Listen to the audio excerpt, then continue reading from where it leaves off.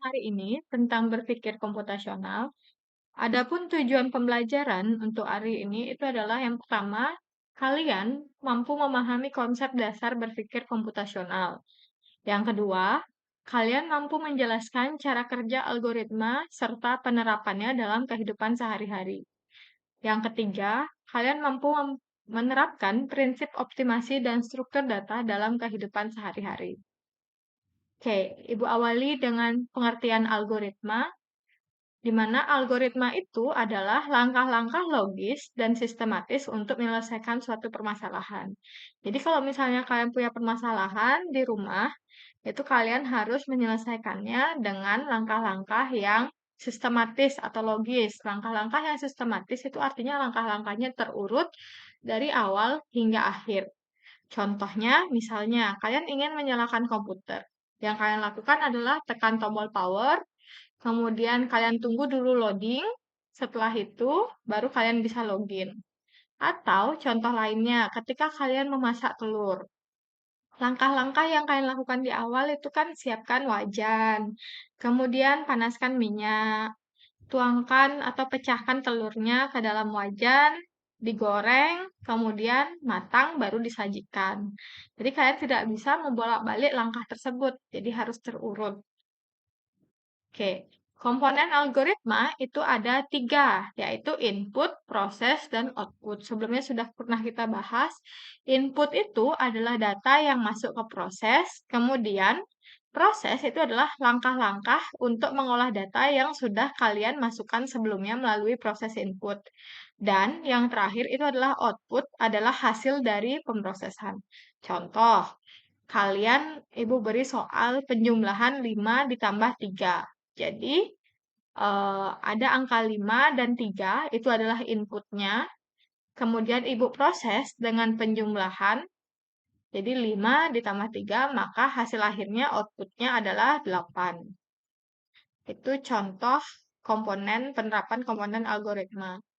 Nah, pertimbangannya dalam pemilihan algoritma itu yang pertama, kalau kalian sudah melakukan langkah-langkah yang sistematis dan terurut, tentunya nanti waktu kalian akan lebih efisien, lebih singkat. Kemudian lebih mengefisiensi penggunaan sumber daya. Dan kalian mudah memahami materi dan kalian mudah mengimplementasikan. Jadi kalau kalian sudah mengikuti algoritma, kalian sudah mengurutkannya, itu pasti kalian akan lebih mudah dalam memahami, kalian akan mudah mengimplementasikan, dan yang terakhir pastinya efisien atau hemat waktu dan sumber daya.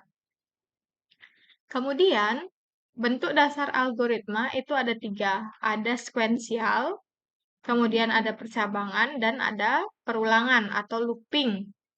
Kalau yang sekuensial itu adalah langkahnya berurutan. Jadi berurutan dari awal hingga akhir, tidak bisa dibolak-balik. Sedangkan kalau percabangan itu adalah kalian bisa melakukan langkah berikutnya kalau langkah sebelumnya sudah terpenuhi. Misal, kalian lapar, kemudian kalian cek dulu apakah kalian benar-benar ada makanan. Kalau ada makanan, maka kalian bisa makan. Tapi kalau tidak, kalian tidak bisa makan. Itu namanya mengecek kondisi dulu. Kalau terpenuhi, baru kalian bisa melanjutkan ke langkah berikutnya. Kemudian, kalau perulangan itu langkahnya yang diulang. Jadi, berulang terus-menerus. Kemudian, notasi penyajian algoritma itu ada tiga. Ada deskriptif, berupa kalimat langkah-langkah. Kemudian ada pseudocode, atau kode semu, dan ada flowchart, atau diagram alur. Materi berikutnya adalah optimasi penjadwalan.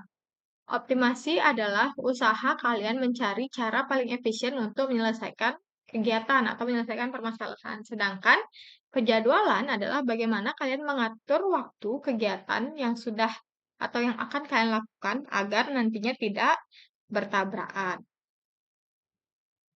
Nah, optimasi penjadwalan dalam kehidupan sehari-hari. Contohnya, kalian pertama menyusun jadwal belajar agar waktunya lebih efisien. Yang kedua, kalian menentukan urutan pekerjaan rumah yang mana kalian harus lakukan terlebih dahulu. Apakah kalian harus bersih-bersih dulu, apa kalian harus belajar atau kalian harus istirahat terlebih dahulu. Jadi itu kalian menentukan urutan pekerjaan. Atau mungkin penjadwalan bus, dokter, dan produksi barang. Nah, contoh optimasi penjadwalannya, supaya kalian lebih paham, misal, kalian mempunyai 3 deadline tugas. Ada matematika, itu dikumpul besok, IPA, itu dikumpul lagi 3 hari, dan IPS dikumpul lagi 5 hari. Nah, cara kalian menyelesaikan permasalahan ini bagaimana? Dengan cara kalian mengerjakan tugas berdasarkan prioritas waktu. Mana yang dikumpul terlebih dahulu, itu yang kalian kerjakan terlebih dahulu. Oke, berikutnya adalah pengertian dari struktur data. Nah, struktur data itu adalah bagaimana cara kalian itu untuk mengatur dan menyimpan data agar dapat diakses dengan efisien. Jadi kalau misalnya kalian punya banyak data, kalian bisa menggunakan struktur data agar kalian bisa mencari data tersebut di kemudian hari dengan cepat dan efisien waktu. Struktur data itu ada memiliki 4 tipe. Yang pertama ada array, ada linked list, ada queue, dan stack. Oke, berikutnya representasi data dalam komputer. Sistem bilangan dalam komputer itu dibagi menjadi 3 jenis, yaitu ada bilangan biner, bilangan oktal, dan bilangan heksadesimal. Kalau bilangan biner itu adalah bilangan berbasis 2, di mana dia hanya memiliki 2 angka, yaitu angka 0 dan angka 1. Sedangkan oktal itu adalah bilangan berbasis 8, atau dia memiliki 8 digit angka di dalamnya, di mana dimulai dari angka 0 hingga 7. Jadi angka 0, 1, 2, 3, 4, 5, 6, 7. Kemudian yang terakhir ada heksadesimal, itu adalah bilangan berbasis 16, di mana dia memiliki 16 digit angka di dalamnya, yaitu angka 0 sampai 9, ditambah lagi dengan huruf A hingga huruf F. Jadi 0, 1, 2, 3, 4, 5, 6, 7, 8, 9, ditambah huruf A sampai F. A, B, C, D, E, F. Itu untuk representasi data dalam komputer. Nah, ini ada beberapa soal evaluasi. Silakan kalian kerjakan di buku latihan kalian atau di buku catatan kalian.